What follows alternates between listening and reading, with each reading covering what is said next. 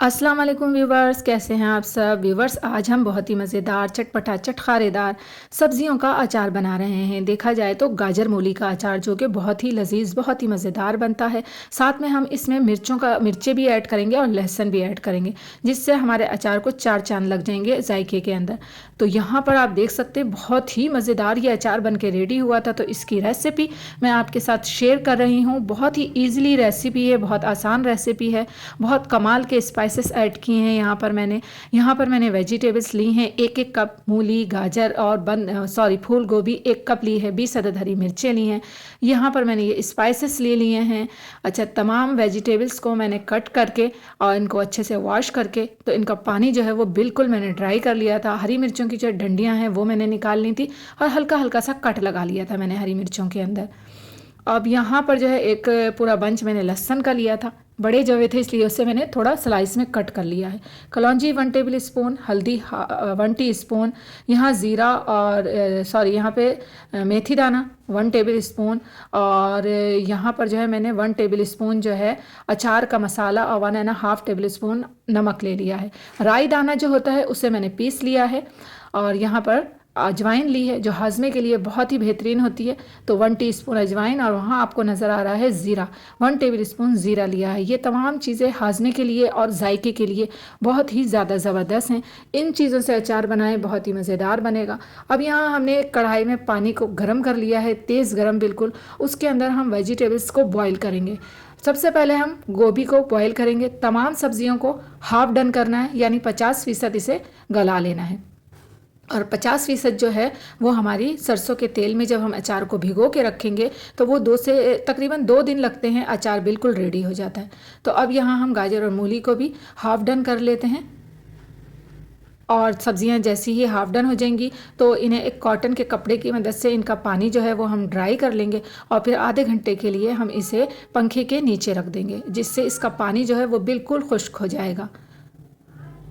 तो ये देखें आप, चलें जनाब। अब हम यहाँ पर जो है इसी कढ़ाई का खुश्क कर लेंगे और इसी के अंदर हम ऑयल ले लेंगे। तो यहाँ 1 कप सरसों का ऑयल लेना है। सरसों के ऑयल में ही बनता है अचार। हरी मिर्चें जो हैं तकरीबन लोग जो है 2 मिनट तक बॉईल करके फिर अचार में ऐड करते हैं, लेकिन मुझे फ्राई करके ज़्यादा पसंद है, तो मैं हरी मिर्चों को भी फ्राई कर लूँगी। ये देखें हमारी सब्जियाँ जो हैं वो ड्राई हो चुकी हैं बहुत अच्छे तरीके से। आप चाहें तो धूप में रख कर भी इन्हें ड्राई कर सकते हैं। मैंने पंखे में कर लिया था क्योंकि सर्दी है, धूप बहुत कम आती है। तो हरी मिर्चों को भी मैं निकाल लेती हूँ। ये देखें जनाब। अच्छा, ये याद रखिएगा कि जब हम ऑयल डाल लेंगे अचार के अंदर आखिर में एंड में, तो 2 दिन के लिए हम अचार को रख देंगे। इससे हमारा अचार बहुत ही जायकेदार हो जाएगा, बहुत ही ज़बरदस्त बन के रेडी हो जाएगा। जो वेजिटेबल्स होती हैं वो भी खुद ब खुद अचार में गल जाती हैं। यहाँ मैंने लहसुन और मेथी दाना, कलौंजी और ज़ीरा, इन तमाम चीज़ों को मैं फ्राई करूँगी तकरीबन 3 मिनट के लिए। लहसुन जो है अचार में बहुत ही मज़ेदार लगता है और लहसुन का भी अचार बनता है। लहसुन का अचार बहुत मज़ेदार होता है।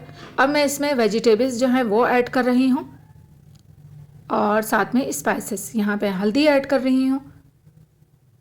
यहाँ पर मैंने वो ऐड किया है राई दाना, जिसे मैंने पीस लिया था। और अब यहाँ पे नमक और अचार मसाला मिक्स जो है वो इसमें मैंने ऐड कर दिया है।